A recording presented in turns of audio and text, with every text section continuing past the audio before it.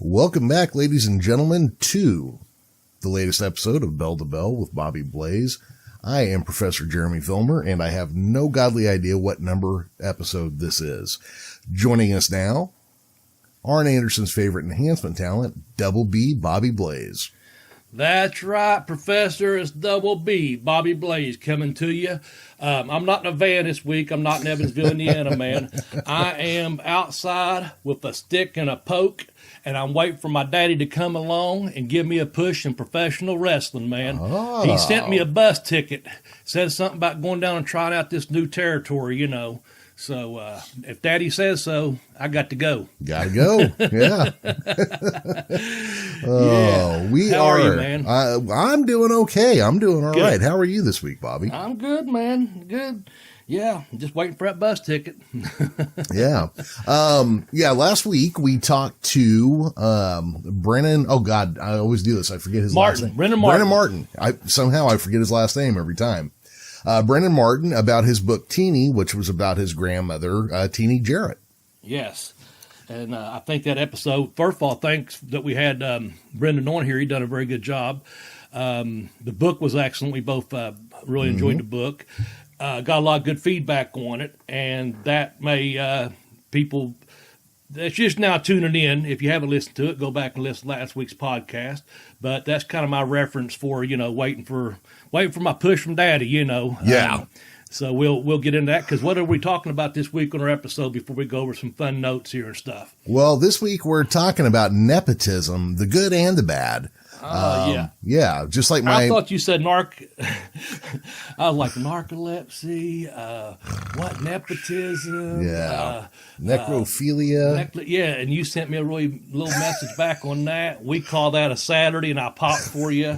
So anyway, no, nepotism, the good and the bad of it. And I think we're going to have a good podcast like we always do about that. But I know we got some notes and stuff to kind of go over. Now, we've recapped last week's episode with Brendan Martin. So you got some news for me you sent to me, and I had to look it up, just one little article that I read, because I think you know about it more than I did. Well, I'm going to go ahead and say what the news is, and there's a reason this kind of stuff stands out to me.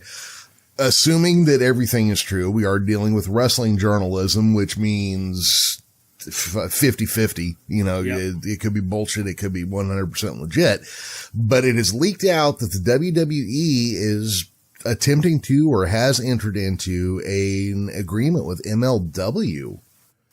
And, that could be really cool, because right now you've got AEW who has an agreement with New Japan and with Impact, and something with NWA where they have their champions coming and going from there. And one of the reasons this stands out to me is because Billy Corgan, when he bought NWA, and people were like, well, aren't you buying a dead property? All this kind of stuff. And he was talking about, look, wrestlers are going to be in the same boat as musicians and actors and everything else. They're going to have to be out promoting themselves and doing things on their own, even if they're under contract somewhere. Yeah. And you may see a point where guys on one show are showing up with a different show's belt, which, like in the case of Kenny Omega, I think, putting the TNA Impact title on him, it kind of gets a little bit stronger than where it was left off at without it, because now you've got at least the shared histories, and you got a guy who looks legit as hell because he's carrying around, 4 belts right now? Yeah, I guess he has several. Yeah. So, in this case with the MLW, first, it's interesting to see the WWE break their nobody but us exists rule. And then also the possibility, because they still have a ton of guys under contract who aren't going on shows and things. This will open up an opportunity maybe for them to go work on MLW shows. Yeah, that's what I was thinking too, is just then I was thinking also the MLW guys, if they get a chance to go on NXT or something, showing up on those shows. But I think it's like you said, with today, the way things are, with the world just, not talking about the pandemic world, just talking about the world of like entertainment and more specifically, our product, professional wrestling. Yeah. This should give a lot of guys a lot more opportunity. I think it's a good time that if you're if you're already with one of them companies, and with social media, like with all these media outlets, not just the television product, but YouTube channels and things like that, Facebook Live, etc. So I think it's good. The only thing I hope doesn't happen is that either WWE talent goes to, or NXT, what have you, under contract, goes there and to MLW, and I don't think this part will happen. They get buried in the shuffle there.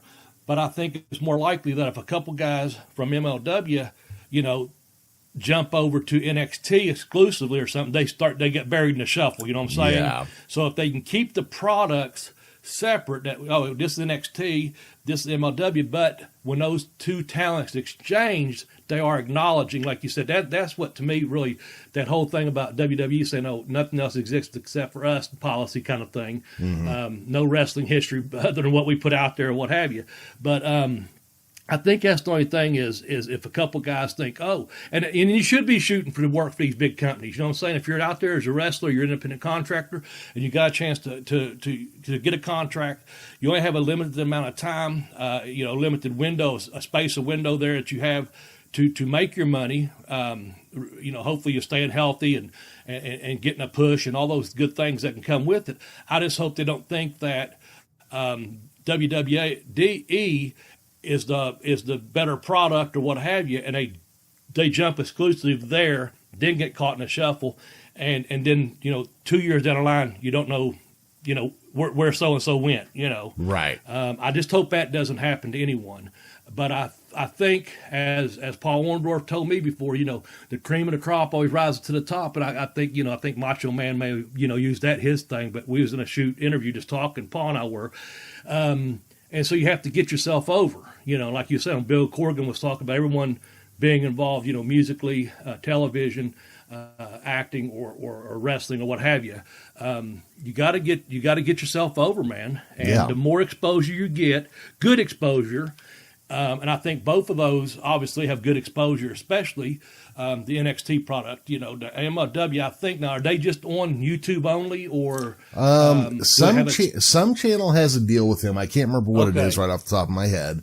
Well, I hope that happens. Something good though, that they get the exposure they need, so we know who the players are. Oh yeah. Well, they've got. I've seen a little bit of their stuff. I keep meaning to watch more because first off, their show kind of reminds me of an old school wrestling show from like the 80s, mm-hmm. where it feels like the first time you saw WCCW, where it's just like, oh shit, who are these guys? This is really cool. That kind of thing. It's been a couple years since I watched it, and I did watch about 3 programs, going through a drive-through one day, and a guy said, hey man, have you seen this MLW? And he told me a couple people, and I'm drawing a blank right now, but I did watch it, and I enjoyed it, actually. Yeah. Had a good feeling to it, I'll say that. Had a good feeling. Well, Kevin Von Erich's kids are there as a tag team. There's a guy working there. I don't know what the current angles are, but he's a former MMA guy, or also an MMA guy. I don't remember. Filthy Tom Waller. And he's entertaining as hell, and he, instead of being built like a bodybuilder, he's built like a fighter. Yeah, I know who you're talking about. Yeah, and he looks legit as shit in the ring. So, I think there's some good stuff, and he did MMA. Yeah, he's legit. Yeah, and it's a product. I hate using that term. It's a wrestling program I need to watch more of. Okay. Well, fans, if you're out there, let us know what you think about that, man. I think it's a good thing. The way you worded that, WWE had that no one else exists policy, that's pretty good. That's kind of true, Yeah. But now they, but how would they acknowledge it on TV? We'll have to see. Yeah, exactly. This is their champion from another company. I could see MLW saying WWE or NXT or whatever, but I don't know if they'll be doing it reverse. Might not be a fair trade. I just hope something like what was it, ECW and I think Evolution both just eventually got bought out by WWE. So, does Vince just put the word out that, hey, we're going to do a deal with them, then all of a sudden like, well, we got enough money, let's buy all their contracts and, hell, kind of like the WCW, get buy the product. Yeah. Buy the programming. I don't know. Well, I think the world is too small for that now. You know what I mean? Hope so. Because, I mean, just think about, and then we're kind of getting off on a rant. Yeah. Think about the amount of choices you have when it comes to viewing media. just the streaming services and YouTube and your Facebook channels and Twitch. And I mean, there are a lot of ways to put something together visually and get it out there. Look, I know guys that have sold movies or a movie script by doing a very, very short version of the movie as a multiple YouTube clip. Yeah. You know, it's doable. I mean, you could do a wrestling program, release it one match at a time on YouTube and Facebook. Yeah. You know, there are ways around it. So I just think the world is too small for big wrestling companies to act like they're the only wrestling in the world. Yeah. There's probably fans listening right now that I would imagine are MLW fans, much like they are AEW, whatever, but do not watch the WWE product. You know, I don't know, and vice versa. Same thing with Impact or Ring of Honor or what have you. So anyway, I put on there, you kind of mentioned it, wrestling journalism sucking right now because it's like 50-50. I just read the one article and I was like, well, here's two misspelled words and here's the word ran into each other. I'm like, come on, this is like,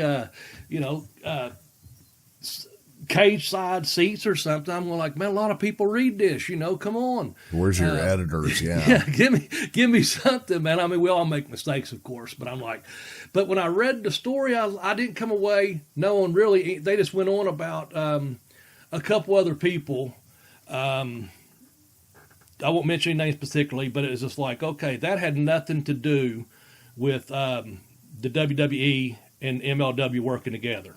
You know what I'm saying? It's like they mentioned a couple people and their side problems. I'll say that. They just brought up a couple people's problems. And I was like, oh, man, that didn't have anything to do with that story. Yeah. So that's why I was saying it's 50-50 or whatever. Like, sucked. Well, I'll mention the one because I felt bad about it. And that was, you know, Mickey James got her stuff delivered in plastic bags to her home, I guess. Yeah, garbage bags. Garbage bags. It mentioned that in the article. But that had nothing to do with, and then the other thing was a political thing I won't get into. But I'm like, those two people and stories are complete stories on their own. They have nothing to do with WWE and MLW. So I was like, come on, man. I want to walk away from the article knowing something a little bit more, you know. Which brings me to another topic, so we'll get off this rant there. AC Slater having a match. Mario Lopez. We talked about this a little bit off the air. What do you think about that, man? Well, I mean, you know, like we were saying, he was a high school wrestler. He was a good high school wrestler. Yeah. I think he was 7th in the state. His graduating year was what I read. Obviously, he's in great shape for his age. He's the same age I am, and I'm falling the fuck apart. He looks like, you know, he looks great. You know, he stayed in great shape. It's something he wants to do, and I think you were telling me it's something his kids, or he wants to do it for his kids. He said, I just caught a clip of Jerry Lawler saying that he should go for it. Well, it actually came from Mario Lopez's podcast. Of course, everyone knows who I'm talking about, Saved by the Bell actor. But said he asked Jerry the King Lawler, for some advice, and he basically said, Jerry, they're trying to get me to do something in the ring. For my kids, I think I want to do it. Get in there as a storyline. He says, I'm almost 48 years old, but I'm in pretty good shape and athletic. Any suggestions? And he said, by the way, I grew up wrestling too. And Lawler, it said, you know, Hall of Fame Lawler, blah. He said, I'd go for it. He said, if that's something that if that's a bucket list or lifelong dream to get in the ring and do something with the WWE superstars, I would definitely say go for it. And, you know, he said, trust me, they love interaction with superstars like yourself. Of course, he's putting them over, you know. And I think that's great because he has that background. And if he has that chance, I'm not saying he needs a, you know, main event WrestleMania next year. I'm not saying he needs to go in and get this huge Goldberg push that Goldberg got at age 50 or what have you, because he had all that prior, you know, worldwide recognition from WCW and stuff. Right. But if he can go in and do something on a storyline, it'd probably be pretty fun. Oh, yeah. You know, I hope his arms are bigger than Snoop Dogg's. You know, Snoop Dogg got in there and done something, you know. So, yeah, if they make it, I don't know. All right, Professor. I think AC Slater could do all right because of his background, and I think it'd be good, hot, entertainment for a lot of his fans. You know and that's WWE what they're going to. fans, You know that's what they're going to call it. They're going to talk about it sports entertainment. They're not going to call it wrestling. Yes. So I just thought it's funny. So Screech could beat him, maybe. I don't know. I don't think Screech could beat much of anybody these days. Not these days. But what about Zach Morris? He going to come out and form a tag team together? I don't know. Well, maybe. But AC Slater's going to do this. He's going to put some eyeballs on a TV screen or your, streaming, the Peacock or whatever you're doing, network, whatever, he's going to put some eyes on it, especially female eyes, Yeah, I think so. Yeah. Yeah, he's a pussy-getting machine, man. Yeah, he was. Look at his wives or ex-wives or whatever. Yeah, that's a list.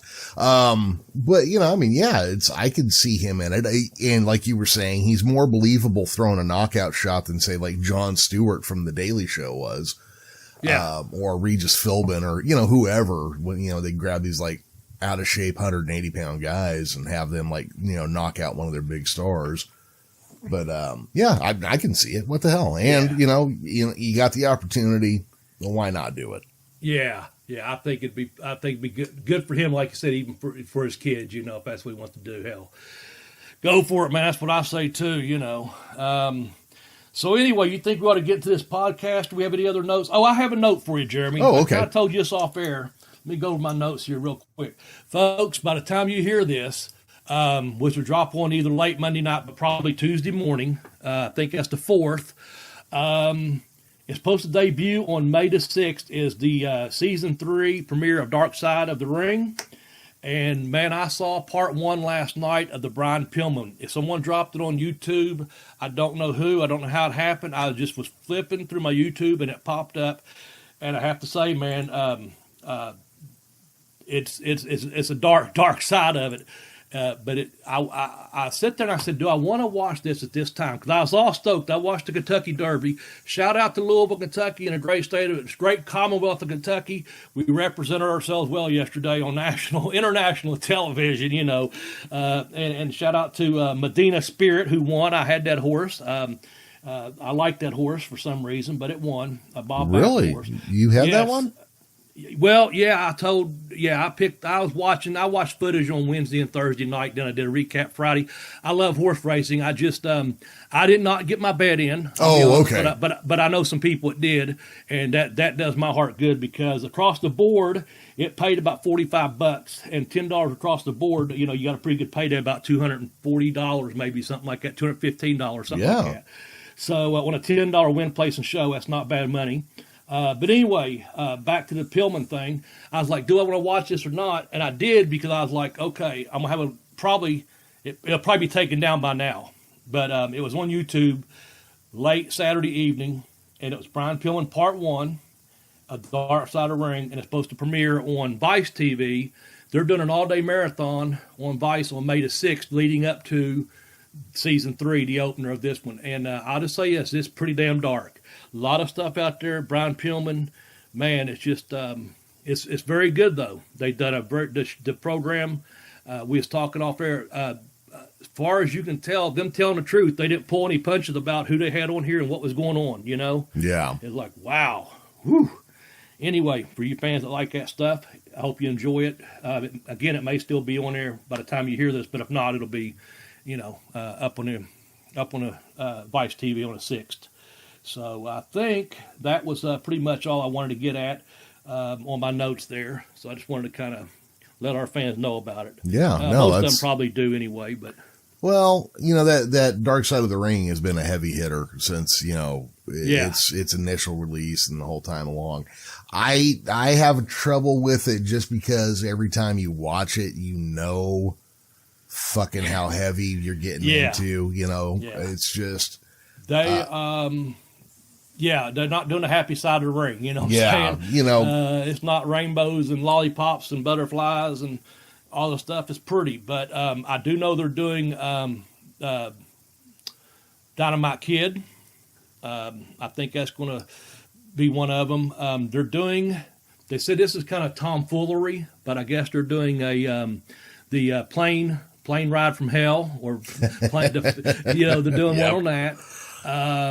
But yeah, they've got, and like I said, Brian Pillman's a two-parter, so that'll be the first couple of weeks, of course. but yeah, it's just it's doing end in tragedy, man. Yeah. Hey, did you ever work around him, or was he was gone from WCW by the time you were there? Yeah, he was gone. Yeah. As a matter of fact, I spoke to him on the phone twice. A friend of mine lived in Cincinnati, was doing some managing, Clash of Roy Bass, and they put them on a show together, on a radio show together, whatever, I can't remember the name of the show now.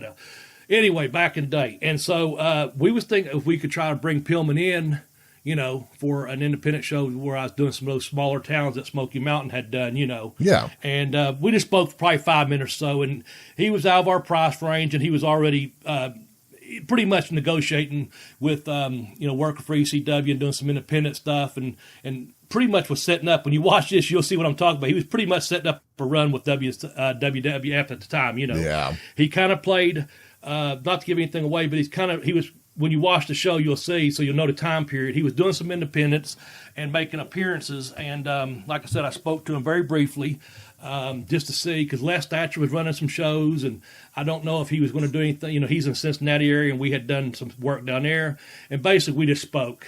He would have not known me or anything other than he said, hey, nice talking to you, but I'm not interested, not right. Yeah, what I'm saying. It was very professional, and it was after his accident, of course, too, so... but no, I did not know him. No personal reactions or anything. Now, I have seen his son work, and man, he's pretty damn good. Brian Pillman Jr. is pretty damn good. I watched a couple of his matches live prior to this pandemic, and he's on a little bit of the short side, but he's got a great build, and he's got a hell of a in-ring presence and wrestling ability. So I do hope he does well. You know why I think he's going to make a great wrestler? No. Well, look at his hair, Bobby. Yeah. Okay. Great mullet. There you go. I don't think you or Bobby Eaton or anybody else get anywhere near that mullet. Yeah. Well, maybe Theo Vaughn can. Oh, maybe. I don't know. Yeah. All right, man. Let's get into the show. Nepotism, the good and the bad, and maybe the ugly. Maybe the ugly. Maybe the ugly. We got a good starting point here. You want to start us off, because it's going to kind of go with the recap of last week that we had Brendan on when he was talking about my God. Nick Goulas. So who do we have as our first good nepotism in a wrestling business? The story in the book, I'm going to let you set this up, but our first person we're going to talk about is George Goulas, son of Nick Goulas. Yeah. Woo. So I guess from everything I've read and heard, the stories, and prior to reading Teeny last week, the story, he wasn't Nick said, this boy's going to be a star because he's watched it all of his life, Mm-hmm. and that just because you watch basketball doesn't mean you're going to play in the NBA, or because you watch NASCAR mean you're a NASCAR driver, you know what I'm saying? Exactly. But Nick's wanted to push him to the moon, and put him up against guys that were much more talented than he was and shouldn't have been in the ring with, putting him over, not necessarily just putting him in the ring with him, but putting him over. I know that the story in the book, they brought Harley Race in, and this is the one that kills me. Yeah, this one here. So Harley's in there and he's trying to carry the guy, but he's like, I'm Harley Race, and, I can't be doing certain things, And so I guess he basically was just to give him a little bit of beat down and let him come back. And he just stopped selling. Finally, Harley just quit selling. And during the middle of the match at some point, because a 60-minute Broadway, if you can believe that, Harley was professional enough to do that for courtesy. I hope the payday was good. Got the payoff. Exactly. Yeah. The payoff's what it was. But he said, Daddy said sell. Daddy said sell. And that just cracked me up, man, because I've heard that story for years, about that. And the other one was, and I heard this from Bobby Eaton, and he was just telling a story. He wasn't saying anything bad. He just said he didn't know any better, something like that. Bobby, he's just one of them guys. You don't hear anything bad about him. He don't say a lot of bad about anyone else. But he was talking about, he had been on one of those trips, and Brendan mentions it in the book, not necessarily one Bobby was on, but the promoter, I can't think who it was, anyway, they went on like a 3-hour trip over to Birmingham, and they stopped to get some gas or get some snacks at a gas station, And it was getting, like the canned veiny weenies or, a couple of soda pops and some chips and stuff like that back in the day. Not like you have these 24-hour convenience stores you have out there on the highways now, but he's getting some road food and stuff. And he calls his dad and he said, "Daddy, we're having a picnic." God. And Bobby had told me that they had stopped before and he like a picnic, for him, because he was used to eating in fancy and nice restaurants and stuff, set down meals. Yeah. And here they are around the car eating their, bologna blowout, a loaf of bread and a couple of soda pops and a pound of bologna, sharing it amongst them, whatever. And he thinks it's a damn picnic, So for him, it was should he have been pushed or not? That's the thing. Well, or even in the business. So here is the description I think is most apt to him from everything I've heard. He had 2 left feet. Mm-hmm. He was all thumbs. His go-to move was a sissy karate chop looking thing, an uncoordinated whatever chop slap thing that nobody looked like it could do anything to.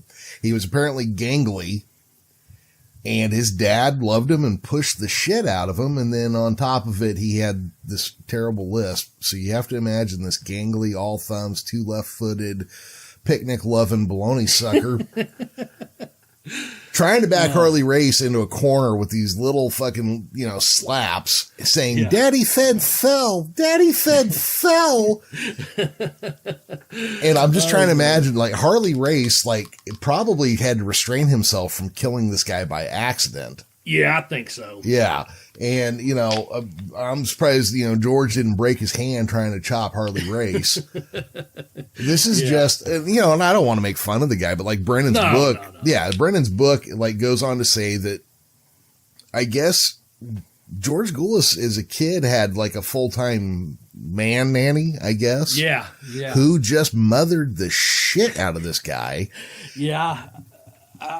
I kind of brought that up that he was going to the Vanderbilt basketball games, part of the SEC there, and even though I had 2 seats, I guess George sat on that guy's lap some, even as a young man, It's kind of like, ugh. Now, he said there's nothing proved, or don't take that the wrong way, folks. We're not saying anything, out of school here. It's not in the book. We're just saying that's kind of really, that guy just really, I can't remember his name, but I guess just really babied him, Yeah. He had been babied or pretty much his whole life, I guess, Yeah, all the way through. To him. Yeah, all the way through adulthood.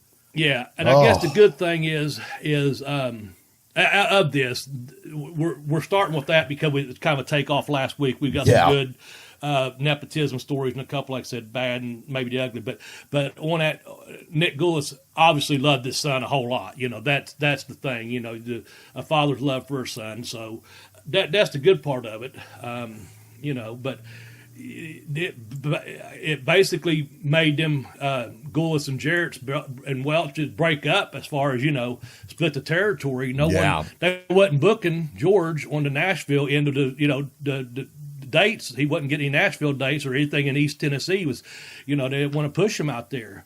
Memphis. They didn't want to push him or anything, and wouldn't book him when they brought him up. He wouldn't be booked on the show. So that created some tension, of course. Anyway, let's go with some good stuff. How's that, man? Yeah, let's you know what? Let's talk about 3 families, and I like this. Well, let's talk about the Hart family. Yeah. So you got the dad, Stu, and they had the big dungeon up there in Calgary, and he had several children, and a couple of them made it very, very big in the wrestling business. Now, I know when I was in Canada, when I worked with Goldie Rogers and Eddie Watts and some of those guys, they had worked Calgary. They talked about some of the older brothers I didn't, that weren't on mainstream, WWF back in the day or worldwide. They worked in Calgary and some in Canada. Bruce and Ross, I think, Keith, some of the others. So that's like 3. But then, of course, the ones that we knew about were obviously Brett and Owen, and then a few son-in-laws there as well. So anyway, tell us about the good with the Hart family. Well, okay, so I got to be careful here because I think in Calgary there still might be an arrest warrant for me from the last time we talked about them. Bret Hart pissed off a lot of Canadians. I really, really did. My apologies, everybody, especially to Oh, the owner of the CWO up there. I think I pissed him off on Twitter this week too. But did you? Oh, okay. Yeah. Well, you know me. Bobby, I had a day at work where a guy made fun of me for wearing a mask, and then he stuffed this paper in my hand, telling me how making him wear a mask was against state law, even though I didn't make him wear a mask. And then he goes, "Your rules are against the state law." And I said, "Hey, buddy, fuck you. They aren't my rules." And I turned my back and started to walk away. He said, "Yes, they are." I said, "They're my employer's rules." And I started to walk inside, and he goes, "Well, pass it on." I said, "Fuck you. I ain't passing on shit, man." And I threw his papers in the garbage. So then I came home, started reading Twitter, and just immediately started like fucking getting mouthy with people who were shitting on Kenny Omega, because I just don't get it. Like, I get he's not your favorite, but he's far from the worst thing I've ever seen. And I think I may have put my foot in my mouth with the CWO a little bit. So my apologies. Yeah. But you won't get booked there. Well, exactly. Not anymore. But the Hart family, Bret Hart, arguably one of the greatest technical wrestlers of all time, if not at least the last 35 years. Yeah, absolutely. Yeah. Yeah. Owen Hart, probably one of the most dynamic wrestlers, even though I don't think he's been gone a long time. I don't think people think of him for all the just fucking gravity defying shit and quick moves and just what a fucking star he could have been and should have been. I think those guys, they came out of the dungeon so they could snatch a hold on your ass and, squeeze the shit out of you. And then of course, like you're saying, there's the other brothers and the brother-in-laws and the whole bit. But I would say that dungeon, that family, the people they turned out were stellar. Yeah. Well, they had Neidhart had a career, with Bret and as a singles. And then you got Dave Boy Smith that married into the family, son-in-laws or brother-in-laws as it may be, So, yeah. And of course, as you said, there's so many good people that come out of the dungeon up there, that trained there at one point, got broken into the business or what have you. But so the nepotism of being a professional wrestler and giving your sons, once they got old enough, of getting them involved into the business and giving them a break, we're going to say, so that's a good side right there with the Hart family for what they put out there for our viewing pleasure, if you will, if you're a professional wrestling fan, because those guys could wrestle, man. Yeah, they could wrestle. And I think because did the WWE had a bought or worked on some deal with Calgary, and that's at one point I think they bought them, and part of the deal was this handful of guys go to WWE. He's just like, Vince, gotta take my sons and give them a job there in New York. Well, go ahead and do it, Stuart. Of course, everyone knows the cat shit story, right? Everyone knows that, they had the big house up on the hill, and we might as well tell this one because it's been around forever. Bruiser Bedlam told me, and of course I'd heard it when I was in Canada, from, like I said, Goldie and Eddie and Leo Burke and guys I worked with. That story was around forever. So he's in, I guess, making a big old breakfast for all the boys, and there's scrambled eggs there, and I guess the cat come up there and shit on the counter, and he takes the spatula, reaches over, flips the cat shit off the counter onto the floor, and then just puts the spatula right back in the eggs and keeps on turning them. So anyway, that might be the toughest hold to kick out of, is eating some scrambled eggs by Stu Hart. I don't know. That story's been around forever, but I don't like cat shit, and I don't like cat shit sandwiches, and I don't think I like cat shit eggs either. Here's the thing, though. I think if you look at Stu Hart's food and you're like, fuck it, I'm not eating, I think that's how you end up in a step over told with the face you're lock. Getting stressed for sure. And speaking of cat shit sandwiches, let me tell you something. I think I've told you before, but one of my grandfathers, man, we called him Daddy Bot. You can imagine what Bot is short for bottle. So he'd get on a bender there, and he'd go into the room after about 3 weeks, and he'd yell out my grandmother, Gertrude. He'd say, hey, Gertrude, hey, Gertrude. And he'd be laying in that bed and yelling out, and she'd say, well, you want Daddy Bot? He goes, fix me a hamburger. So she'd fix him about a half-ass raw hamburger on 2 slices of white bread. Now, she could cook. I'm just saying that's what she would give him. And, of course, he'd eat it. but she'd say, now, Bot, do you want mayonnaise or mustard on that sandwich? And he'd say, God damn it, Gertrude, I don't care if you put cat shit on it. Just bring me a hamburger. And so about 20 minutes would go by, and he'd yell it out again. And to kind of be redundant here, he'd go, Gertrude, fix me a bologna sandwich. And, of course, she'd say, do you want mayonnaise or mustard? And he'd go right through it again. Don't care if you put cat shit on it. Just bring me a bologna sandwich. But anyway, how we've got from Stu Hart flipping scrambled eggs with cat shit spatulas to getting stretched in a dungeon, I think the Harts done pretty good for themselves. I think so, yeah. And I don't ever think my grandmother put cat shit on a sandwich for Daddy Bot. I sure hope not, even though it kind of sounds like you might have had it coming. Yeah. But I hope not, yeah. Yeah. Okay, anyway, so I'm going to go on. Yeah, I'm going to Yes. go on to specifically a member of this family, but I'm going to say the Ortons.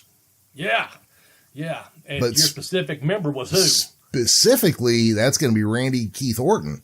Yeah, man, what a talent. What a talent.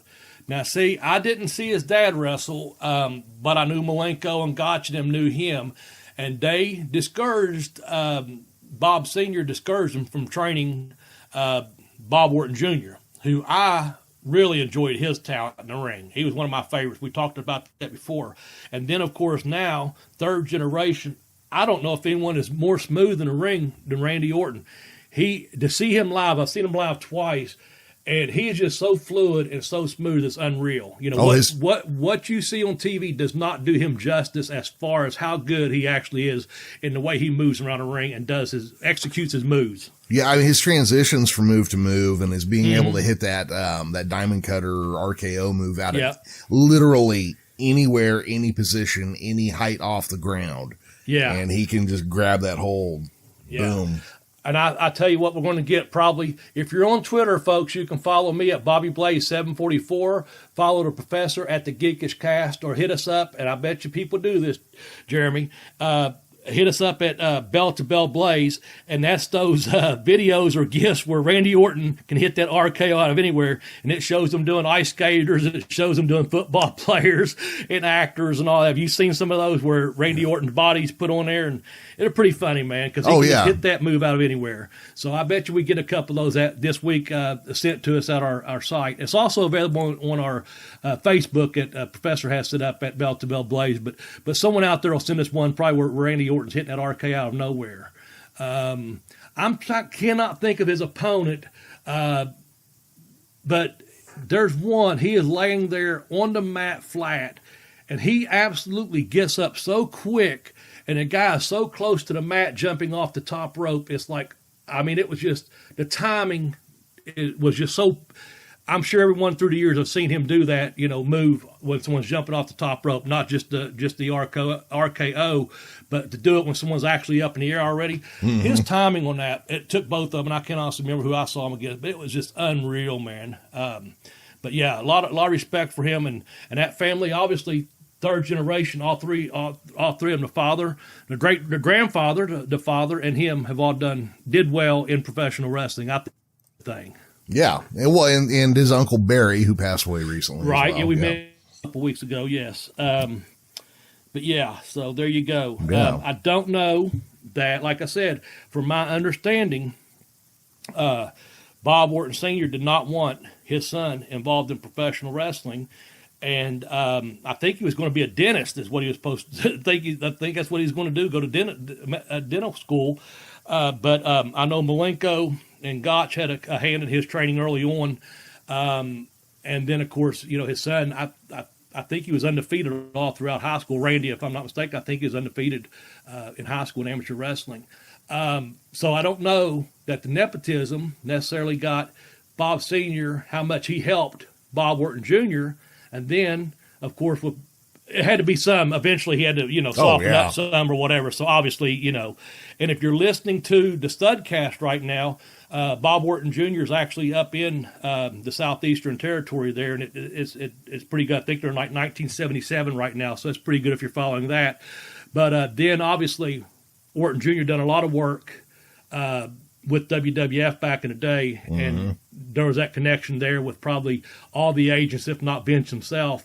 And of course, hey, I've got this talented son. Take a look at him. He goes overseas OVW. I don't know how long he stayed down there. I'm not sure. I've heard Jim talk about it a couple of times, but he did go down there for a little while, and before he made it up to the main roster, what have you. But man, he earned it, because you could again put someone there that has 2 left feet and 2 left thumbs, and see what happens that way. In this case, though, man, what a talented third generation wrestler. It worked out. So. Just a fantastically gifted guy. Probably not just gifted. He's probably worked really, really, really hard. Yeah. But some of that had to come natural too, Yeah. But Bobby, now I got this picture of Cowboy Bob Orton in dentist gear, but with his leather vest over the top and cast on his arm and a cowboy hat, drilling in somebody's mouth and like, so, you like to do any fishing there, Daddy? What'd you do last weekend? Yeah, man, I tell you what. Has anyone worn a cast longer than Bob Orton Jr.? 35 years as far as I know. No. Yeah, I don't think so. Good stuff, man. Good stuff. All right, I know we're coming up on the last of what we call the good here as we're kind of doing this. And this is one of your favorite families. I think it really... well, they're definitely a family that I identify with because of what me and my ex-wife went through. Right. And I wrote this down as a good, but then this morning I was like, this is mixed at best. My last night when I read that, I was like, okay. And I appreciate you doing the notes this week. I really do. I had a busy week. Generally, I was, that day you told the guy to go fuck off or whatever. I had a good week. Don't get me wrong, but I had a couple really busy days where you're like, I was thinking, had to do this, had to do that, and I just, you get wound up in other stuff, Yeah. And so when I saw this one here, I was like, okay, when you look at the overall picture, it's like, man, just a lot of tragedy. Yeah. But the thing is, and of course, we're talking about the Von Erichs, the folks. And if you're a fan of this program, you probably knew who we was talking about. But I think ultimately it's the good that, the dad had this German gimmick, and then they're all American boys, Yep. So when his kids step into the ring, it's kind of mixed, but I'm going to say with the good, because the reason when I figured it all out in my head, what I'm trying to say is this.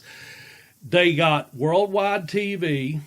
They, did the Sportatorium and then all the shows you got to see on ESPN with WCCW.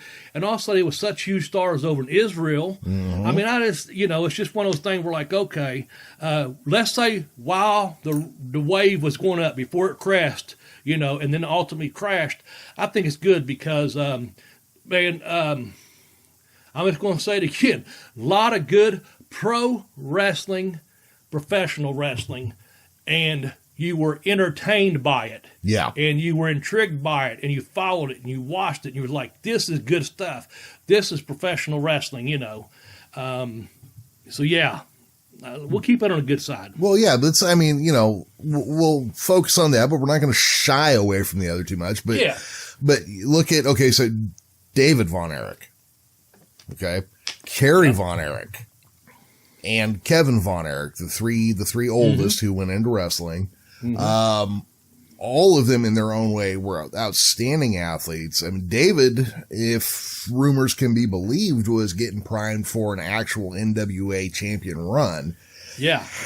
I question that a little bit just because the NWA champion didn't sit on faces very long, but whatever, they were going to do it. Kerry Von Erich, if everything you hear is true, is one of the best natural athletes to ever go into pro wrestling. Yeah. Not only that, you can tell chicks went fucking berserk every time he went to the mall, just having paintings thrown at him everywhere he went. And then Kevin Von Erich, who probably has one of the stiffest face kicks I've ever seen. But that standing body scissor, he had a great look. They all look like great athletes. Just so we don't squander it, though, of course, at the same time, there was Mike and Chris, who were not great athletes or not as great athletes as their brothers. And then there was something we're going to dig into next week. There was this thing with Lance, who was sort of the cousin Oliver. Yeah, the worked cousin. Yeah. Yeah, cousin Oliver. Good reference there. Yeah. So I don't know. I know that from what we've read that, I don't know how much Mike, maybe he wanted, I don't know, he was in between, but from my understanding, I guess Chris just really wasn't gifted at all size-wise and everything. He really idolized Kerry. Yeah. And so maybe it wasn't so much that he was pushed into it or anything like that, as opposed to, I don't know how hard David was pushed or Kevin. And I know Kevin has listened to our program and give him a shout out. He listens to us he has listened to us, and we gave his family a shout out on Twitter. Yeah. So if anyone out there, let him know, we speak highly of him and his family. We're just going over this, but so I don't know though. But I know Kerry from a young age. He was a track and field star, and he threw a discus, of course, and ended up doing that, Texas Tornado, discus puncher, what have you. Being a great athlete, as you mentioned. So I think the older ones seemed like they wanted to go into it, obviously. I'm not so sure, was given that big push and they ran with it from their dad. Daddy said sell. Daddy, by God, you go sell for the Von Erichs. They're going over. Yep. Daddy said we're going over. That's pretty much it. And I don't know too much about like Mike and Chris, how much their heart, was into it or gifted they were compared to the other three, And if you look at David, he was a real big guy, man. He was big. There's some footage of him from Texas and from Florida. So, I don't know about the stories about the NWA deal, like you said, because of the faces. But I think he was definitely in the talks there at one time. I really do. And Fritz being with the NWA there, Well, Fritz was a 2-time NWA president. I mean, he could have made it happen. But and then with Kerry, he just, kind of a tribute to, we've talked about that before. Excuse me, I hit my mic there. Tribute to, in honor of David, maybe, or just the Von Erichs in general, being an NWA and selling out stadiums. He was an NWA champion for a short while. Unfortunately, he wasn't at his best sometimes and had a short run. Yeah. But again, you got it on a baby face. You got that title on a baby face, and it tends to go better when you got it on the heel and the baby face are chasing that title. It's all on the chase. So, yeah. And the build-ups, as we've talked about, some programs take, back in the day, took 9, 18 months, and you run it all the way through from the singles match to the interference to eventually the cage match or what have you, or in this case, eventually a world title. So I don't know that he just had a short build-up to it, basically, and a good short run, and boom, that's it, Yeah. But anyway... nepotism. I say for the most part, good. Let's ride that. It's up on the top of the wave. You know what I'm saying? Let's stay up on top of the wave with that family. Yeah, Fritz had a hell of a deal going. And he said, you know what? I'm going to take my kids, and they're going to be the stars. And look, we already brought up one promoter who said that, and then just shit the bed. Right. Fritz said it, and his kids were talented, gifted athletes and looked great. And they ran with it, man. And they ran with it. And like you said, they were the #1 wrestling program in Israel. They were syndicated all over the world. They were huge stars. Just go sometime and look at when they bring a Von Erich to the ring in Dallas. Yeah. And count how many chicks are in that audience. Yeah. And then go look at a WWE match today with a half empty fucking seating and the fact that the entire Geek Squad from every Best Buy is sitting in there. It's a whole different thing that they brought to the industry. Yeah. Yeah. When we first started talking, and you painted kind of that same picture of Kerry Von Erich going to the ring, or to Kerry and Kevin going to the ring, and just, it's almost like Tom Jones in Vegas getting panties thrown at him. It's basically, they're walking that ring and it's all them young girls, man. And it's just mayhem with them, man. They're over. Yeah. And it's just, they had that All-American, hey, they were just over. So we put that with the good. Let's leave it at that. Because we're going to get into a couple of the bad. Now, we're not speaking bad about these people. We're talking shit. We're just going to mention a couple names.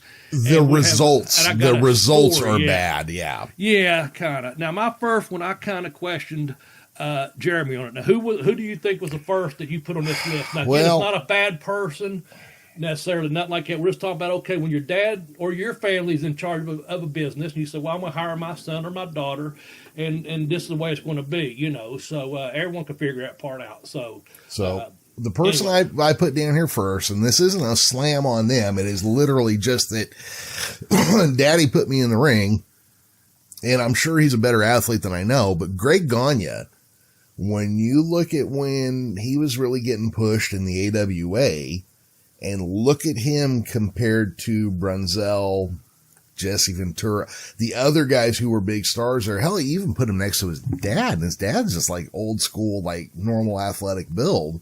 Yeah, he had that. You tell old man strength to him still. Good, solid build. I don't think it's a reflection of necessarily when I put, was he really bad? You know, these were talking points. I don't think that was necessarily he was bad. I just think, you know, if you look at his size, he's actually a pretty good sized guy. Well, compared to me, he's big, yeah. Yeah, exactly. But with the crew he's with, he's just average at best, you know. Mm-hmm. Same thing with interviews and stuff. All those guys, when you got guys up there like Bockwinkel that can talk, you know, Bobby Heenan that can talk. I mean, we went through that list before. It's hard when you get that interview time, you know, to be up there with those guys, you know, for your spot. We talked about, I think the year 1978, him and Brunzell were the tag team champions. We did that year in review.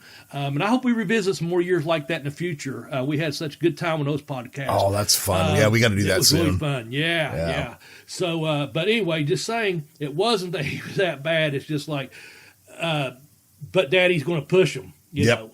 And me probably, and that group, you know, like I said, mentioning all those guys and more, of course, it's hard to say. Like you said, to you, he was a big guy. You know, to the average fan, he was a big guy. But compared to the guys he's working with, he's not that big of a guy. Yeah, standing in the ring, he does not look big. And interviewing and promos, you know, and things like that. So it's like, okay, mid-card at best, you know, maybe. Mm-hmm. So, you think like his brother-in-law, Larry Z, just look at the difference in mic work from one to the next. Yeah. You know. And ring work, my God. Yeah. Larry Z, I mean, come on, spud heads out there. You know what I'm saying? What do you call people, spud heads or something? Was it spud? It might have something spuds, yeah. Spud, what was it? Spudnoids or something. I can't remember. But yeah, there you go. Interview. Larry wasn't overly big, of course. He was big. Don't get me wrong. Hell, he was a 500-pound bencher back at the time. I'm just saying. But not that big, huge bodybuilder, you know what I'm saying? Just, but talker, wrestling ability. I mean, fuck, he beats his teacher, you know, his mentor, and he becomes the legend, you know. Could never go to New York again, as I hear. Yeah, there you go, man. Yeah. But so you got all that around you, so it's kind of hard to give credit to that push being justified when you to say it's bad. You know, I think people understand what we're getting at. It's not that he's that bad. It's just that look at the competition around you, kid. You know? Yeah. Well, and it's that thing, too. It's the perception. It's Greg Gagne's tag team champion. Of course he is. His dad owns the company, you know.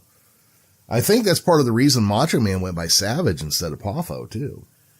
Yeah, and I've also, Savage got that name in baseball because he was such a savage when he hit, they said, you know. Yeah. And, but yeah, there's another, you know, example of nepotism. But I know with ICW, you know, the Poffos they ran out of Lexington, Kentucky. They ran the ICW. They had, you know, several other people that bought into it at 10%. I know, you know, several people through the years that did, but the main one was, you know, Angelo and his wife, Judy. And Angelo wrestled as the Miser, and Judy wrestled as Lady Satan. And then, of course, you had the Macho Man, Randy Savage, but you had Leaping Lanny Poffo.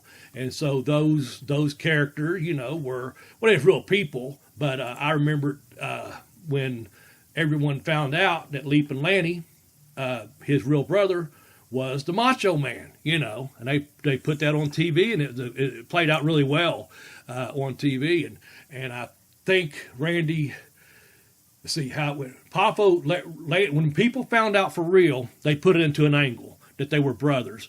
People didn't want to believe it. People did believe it, etc.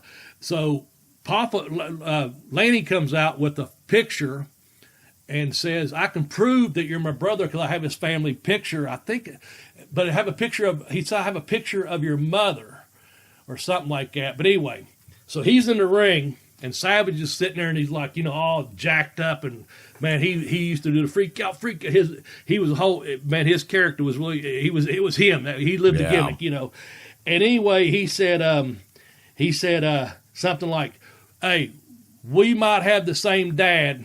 And he took that photo from Lanny and he said, but that's not my mother. That's a picture of a whore right there.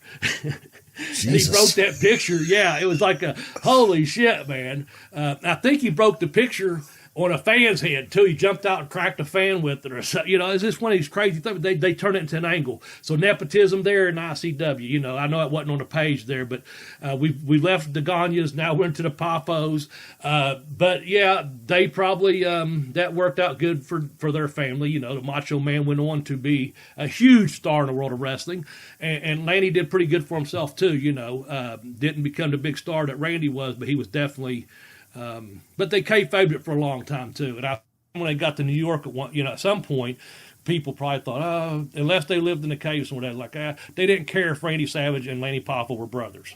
Yeah. If their mom had ran some, outlaw promotion in, Kentucky and some parts of West Virginia and Tennessee and Missouri, they just, good stuff. And shout out to Rip Rogers, man. He worked for them.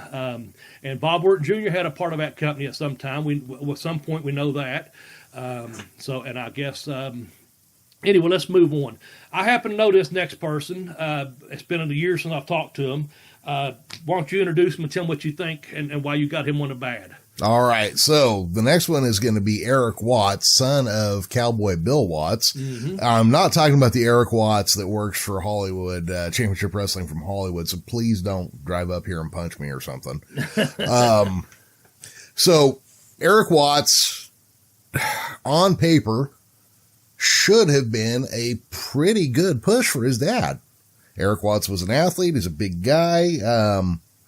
He kept getting pushed, and he was just boring as fuck, Bobby. Just boring. I don't know. I'm going to tell you this. Eric Watts was a hell of a good dude. Mm-hmm. Always talked to me when I was in WCW. He didn't go around acting like a big star. He didn't go around acting cocky or arrogant or anything like that. We used to talk because he played football at the University of Louisville, and I knew he was a good athlete and stuff, and he had a good body. I just don't know what happened. He was getting the pushes. It's almost like, not to put him in the same category, but, Brad Armstrong, every time he started getting a push, seemed like something happened and he'd stay at the mid-card. Yeah. You know what I'm saying? And that's not a dig towards Brad because, you and I both think the world of Brad Armstrong's talent and families. The same thing with Eric. I think he was getting them pushes, but like you said, it just... Who was paying attention to it, Yeah. When you had guys there that were already established stars, Sting and Flair and those guys, and then you had the NWO come in, or outsiders come in, then the NWO thing. I just don't think that he could have elevated past mid-card, and it never did, obviously, but it's just one of those things like should have even got the push to begin with. I think you should have at least got into the business from there, you know what I'm saying? Right. Then, excuse me, your own athleticism, your own ability to talk and interview, your body, maybe getting involved in some more serious storylines or something like that. I don't know. It just never seemed to happen for him, man. Well, it's just one of those ones. And of course, then you also have the perception, just like fucking, of course he's getting pushed. Mm-hmm. Look who his dad is. Yeah. Yeah. Whether or not that's true. Well, you know what? Here, I'm going to go off script for a second. Bobby, do you know who the greatest wrestler on the planet is? Shane McMahon. There you go. He can sit behind a desk for 10 years, then come out of retirement and beat their upcoming 25-year-old talent and, go win a tournament in Saudi Arabia after 8 years of not doing a damn thing. And look, I mean, you know why he won? Well, look who his dad is. I'm not saying he doesn't have a work ethic or anything, but can't take that away from him. Yeah, and he takes the crazy ass bump or whatever. But then again, but I see your point. Point well made, point well taken. That's very good. And I don't know what you're talking about off script. Come on, man. We ain't scripted. You know that, man. All right, so I'm going to jump to this next one. Just throw it out there so we know how we're going to end this deal. Yeah. And I'll put Garrett Bishop out there. And I don't know a whole lot about him other than I did see him years ago and haven't seen him since. And I thought he had a good build. Talked okay. Look, I don't know what he did in the ring. So anyway, Garrett Bischoff, tell me, and we'll just kind of go from there. What kind of push and where's he at? Because I seem like I remember him getting the WWE, but did he or not? I don't know. Well, I only did some quick research because I was actually shocked that Eric Bischoff's son went into wrestling. I mean, I probably shouldn't have been, but apparently he got a big push during that period of time in TNA. That That's time. why I remember that. Yeah. Now, I don't know if was the guy talented or not. Couldn't tell you. Didn't see him wrestle, but I can tell you after Eric Bischoff had his ego flare up in the 90s, anything he does in wrestling, everybody's going to look at like, of course you're pushing your kid. Yeah. You're a one-trick pony. You keep doing the same shit over and over and over again. Mm-hmm. So yeah, and then what I could tell is he basically went from TNA to the Indies, and he took a couple years off. Then that's where he started working the indie dates. Yeah, that's kind of. I thought at one point he went to WWE.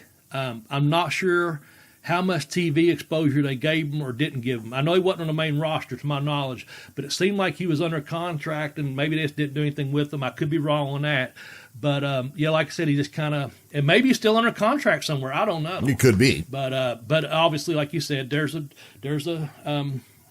reason why he got the initial push at TNA back in the day, So, I don't know. We mentioned, several other families, like I said, we mentioned Armstrong's. Well, is there nepotism there? I think that's all good. Got 4 sons from Bullet Bob, and they all done quite well for themselves in the wrestling business. There's a lot of different. Like I said, we mentioned the Poffos, and hell, we're probably missing a bunch of other people. But this is just kind of some people we put together here that we thought, okay, let's see what we can do with it. Before we get to this last one, did we leave anyone off? Who am I not thinking of that comes to mind that we may or should have mentioned maybe? And I'm drawing a blank all of a sudden. I'm sure. Well, you know what? Here's one that shocked me. I didn't know Greg Valentine was the son of. Yeah. Yeah. Now I don't know how that story plays out, how true it is, but I guess he showed up on Johnny Valentine's steps and said, "Hey, I'm your son, and I'm here to be trained or whatever, or here to wrestle." I don't know, but I don't know what kind of situation they had. But yeah, I have no idea. It could be one of them things where beat the hell out of him, and he'll make it on his own. I don't know. You know what I'm saying? If that's the situation, then Greg Valentine, done pretty damn good for himself. You know what I'm saying? Well, look, Greg Valentine had a hell of a career, and he should have been in wrestling. I mean, just based on a handful of things. Yeah. But, I'm just saying, how many people, though, have told their sons, or, I don't want you in this business, and said, hey, break his leg, or break his arm, or keep kayfabe him or something, to keep him out of the business. I mean, and then they didn't go into the business because, Daddy said no. Exactly. So anyway, I have to assume that from a promoter standpoint, back in the past, getting somebody's kid was a good deal because you didn't have to smarten anybody up. They probably did, they probably knew a little something coming in, even though. Just because your dad was a wrestler doesn't mean you were smart necessarily, but because like Nick Bockwinkel's dad was a pro wrestler. You just, you got to look at like who some of the people were. But when you get to, go ahead. I'm sorry. Oh, no, I was just going to say, but when you look at like when the promoters' kids get in, like I think the best thing they could probably do is go work for somebody else because. Look, my first plumbing job, I worked for my dad for 6 months, and that fucking sucked. I would have much rather gone and worked somebody else. Because no matter what, if something went wrong, it was blamed on me because I'm the foreman's kid. and, you know, just all that kind of shit. You know, I got to Yeah, look it's no down the bed of nose. roses, Yeah. man, to be the promoter's son or the wrestler's second, the son or whatever. Yeah. But here's a couple we didn't go into great detail on. Of course, that's the Jarretts. We just, you know, we talked about, only because we had them on the program last week. We had, you know, grandson of Teeny on here. Yeah. So, you know, you got Jerry and then Jeff, you know. We didn't mention the Wyndhams. You know, we didn't, you know. Oh, the Wyndhams, we've talked about them yeah. in the past, you know, a little bit about, look at that family, how many people, a couple of sons, a couple of son-in-laws, kind of like, you know, with the Harts, you know, right up there. And we mentioned Armstrong, just people that got involved, you know, because of the dad or the father was involved, you know. Yep. And I guess, are we looking at third-generation wrestlers on a couple of the of them or not? Of the Wyndhams, maybe a couple, right? Yeah. Yeah. So, anyway, I'm sure we left someone off, but I know you got one more, and you want to bring us up, and I just had a little story I want to tell you. It took place, and we'll wrap things up. All right. So, you know, this one is going to be mixed, but I'm going to start with the one I wrote down, and then we'll expand from there. Absolutely. David Flair. Yeah. Okay, so you worked with David Flair. Yeah. So I just say this. Okay. He had a son, Ric Flair's son, David. He had a son named Reed that sadly passed away a few years ago. And from my understanding, he was a very good amateur wrestler and was making waves in professional wrestling, and was tragedy struck. Okay, we'll leave it at that. Charlotte has obviously done very good for herself. I mean, I think she played, you know, collegiate volleyball. She's obviously very, very talented. She's main evented a damn WrestleMania, you know. So with that said, David Flair was just a good kid. He was a young kid, and they got him involved in professional wrestling. I don't know how bad he wanted to be there. I don't think he wanted to be there all that bad. And he was nothing in the back except for courteous and polite, and he walked on eggshells because he knew why he was there. Okay, let me establish that right away. He knew that, you know, first of all, you know, hey, I'm in over my head here, you know. The guy tried. I would go to show, you know, obviously get there to the shows in WCW. You have to be there at least an hour prior to the show. On TVs, pay-per-views, you're there like 5 hours ahead. Stuff like Nitros, you're there 4 hours ahead of the show. You know, I mean, it's all Thunders, you're there 3 hours ahead, whatever the schedule was. And I saw guys in the ring working with David. I saw Fit Finley working with him, and I'm thinking, if you can't get this from Fit Finley, you know, if you can't get this from Bobby Eaton, you know, you're not going to get it, kid. You know what I'm saying? So he tried, but he just the ability wasn't really there. So I went up to Minneapolis to do a TV taping, and several guys got sent home. I think they had an athletic commission up there is why some guys got sent home. I'm not sure. 4 or 5 guys that was scheduled to do Thunder on Thursday got sent home. It wasn't a disciplinary thing or anything like that. It's just I don't know if they didn't. It wasn't anything like major, like they didn't fail a drug test. They weren't sick. It was just something. Maybe athletic commission, some over high blood pressure. I really don't know why. But 4 or 5 people got sent home, and they asked myself and Scott Armstrong and Brad, a couple other people, Bobby Duncombe Jr., anyway, a handful of us to stay over after TV. They said, we need you through Friday, and we'll give you an advance on your pays and you know, be at these shows. So, of course, got to do what you got to do. And so I ended up on another Thunder, because the first Thunder I got on, Brian Clark, Brian Adams got me on, Big Crush. I'd worked with him on down in Orlando at Universal, and he enjoyed the match so much, he personally asked for me to make his debut match on Thursday Night Thunder. Oh, and nice. I did. Now, that was a really good, actually has a really good match.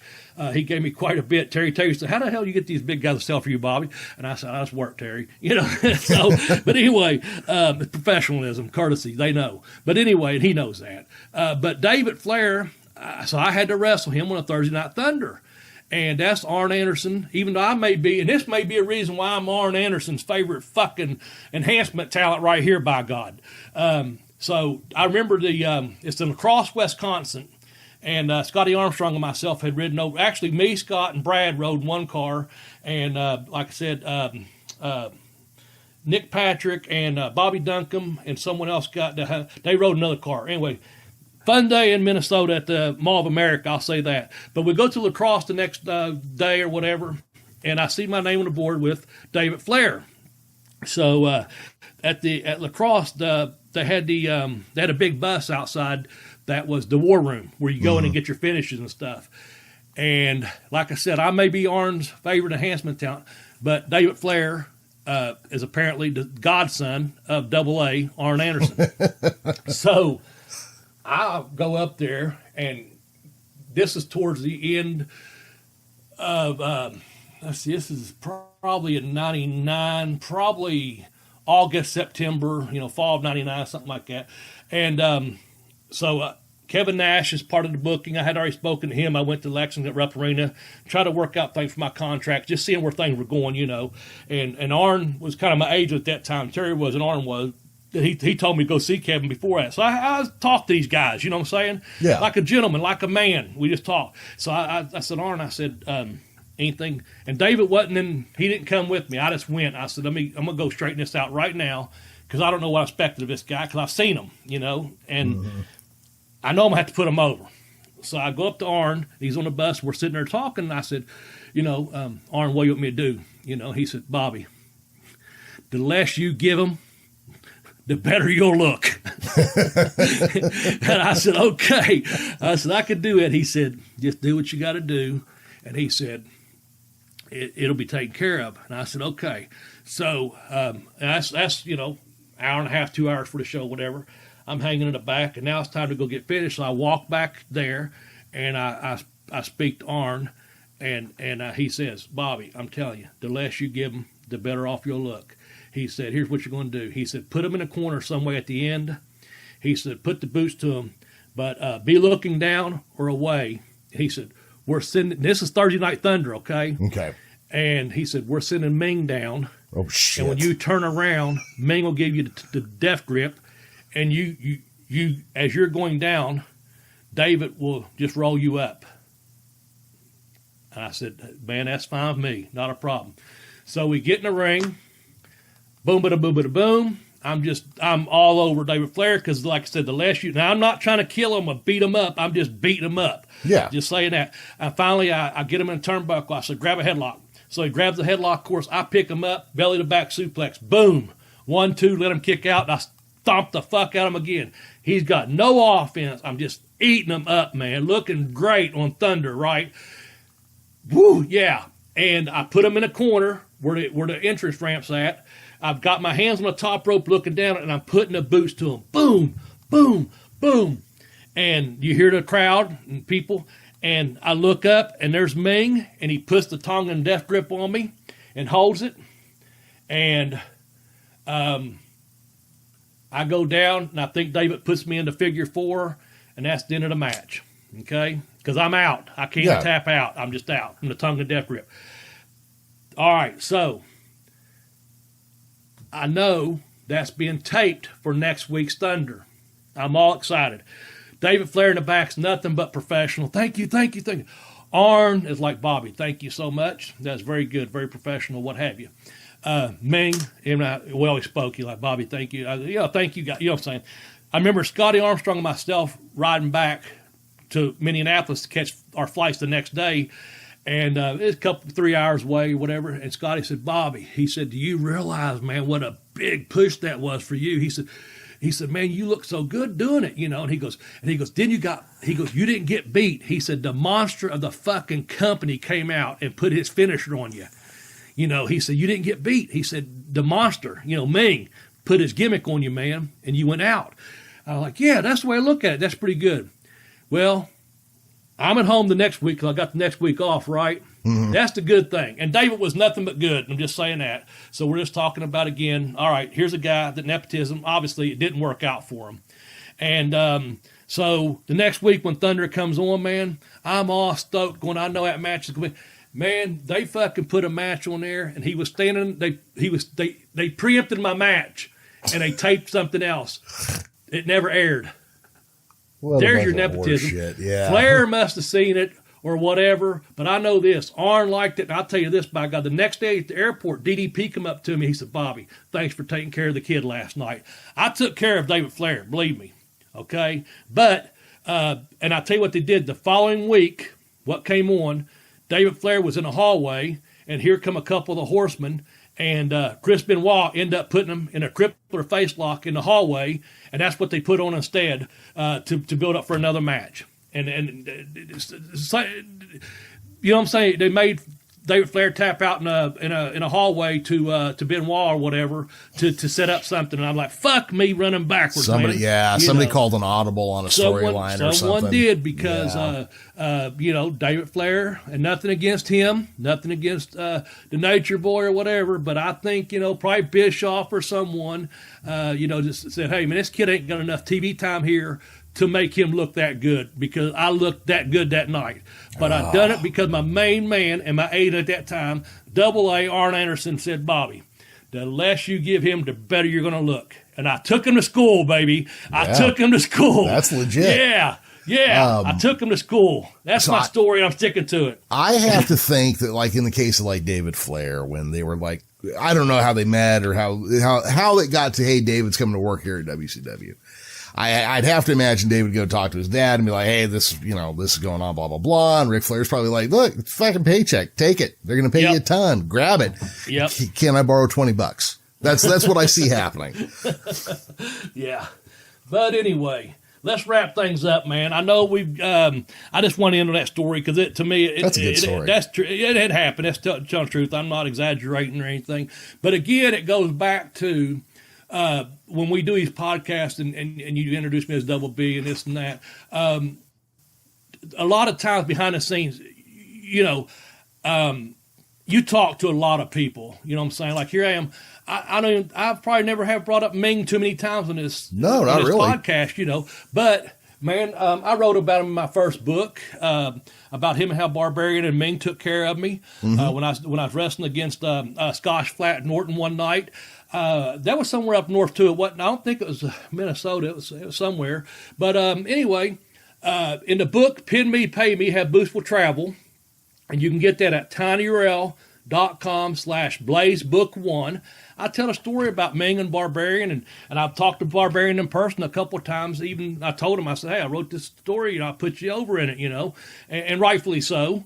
And my second book is called I Kicked Out the Educational Wrestler. I Kicked Out onto the Educational Wrestler. You can get that book at tinyurl.com/blazebook2. And that's my plug for this week, just saying I tell some of these stories in my books. But what I was getting at in the back there, you interact with a lot of people, and there's a lot more stories out there. And hopefully I'm going to write some more of these stories in my next book, Yeah. I think the working title is, Hey Ref, that was a quick count, or Hey Ref, that was a fast count. I'm not sure how I'm going to do that yet, but it's involving life and, as you're getting older and different things, looking back on your career and fun and stuff. But anyway, speaking of books, next week, what do we have coming next week? Next week, we have the author of Lance by Chance, Vinnie Barry. But what's Lance by Chance about, Bobby? It is about the kayfabe cousin of the Von Erichs when they brought in the supposed cousin of Kevin, Kerry, David, and all of them. Waldo Von Erich was the kayfabe brother, I guess, of Fritz. So they brought in, and Kevin is totally, and we're going to bring this up next week, he was totally against it. I think he was one of the only ones that was really spoke out about it. They brought in a kayfabe cousin called Lance Von Erich, and he really wasn't, he was walking across a golf course basically, and someone said, hey, you ever thought about professional wrestling? And he might have even said no, I'm not sure. I read the book, just kind of letting you know where this is going to go. And next thing you know, he ends up being one of Von Erich's cousin on the big stage, with all these big stars. And anyway, it's an interesting read. We're not having Lance Von Erich on here, just so you know, straight up, but we're having author Vinnie Barry has been in contact with both Jeremy and myself and sent us a copy of the book, and I took the time to read it, and Jeremy's finishing it up this week, and we're going to just talk about that. Because it's an interesting story. It really is. I think he was very reluctant about the wrestling business, but we're gonna find out for sure next week just how involved he was, how he got over, how he didn't like getting over, how he got out of professional wrestling, what all this guy did. But it's just a pretty good story about, guys walk across a golf course, next thing you know, you're fucking in one of the biggest wrestling families in the history, professional wrestling. There's your nepotism right there. Although he wasn't kin, he was brought in, and we'll go from there. But yeah, that's next week's program. Yeah. One of my favorite things that, we were talking about that filthy Tom Lawler earlier, right? Mm-hmm. And one of the bits that I saw was like he was feuding with the Von Erich brothers, and he comes out and he grabs the microphone and he goes, guys, those guys, they're a bunch of phonies. I found a real Von Erich. And he goes, here comes Waldo Von Erich's son, Rip. And this guy comes out, little guy, not little like mass wise, but like short, not like super cut up or anything, with some of Kerry Von Erich's gear looking stuff on, like tassels and shit. And they got the production music version of Stranglehold playing. He comes out and he's like, high fiving people in the audience, and they're in Texas. And and then Tom Lawler takes him in there and just fucking works his ass. Yeah, it was kind of funny just seeing like another quote unquote Waldo Von Erich's sons in there. That's good stuff, man. Oh, it was pretty good. Well, Bobby, I think that's going to wrap it for this week. Yeah, let's wrap it up, man. Listen, you people out there, please take care of each other. Take care of yourself. Be kind to yourself. Sometimes I got to remind myself of that myself. So, Professor, thank you for this week. Appreciate the notes and the input and producing and putting this podcast out for us. So long from Bobby Blaze. Jeremy, close us out. All right. Well, everybody, for the late Tex Johnson, myself, Professor Jeremy Vilmur, and Double B Bobby Blaze, bye-bye, everybody.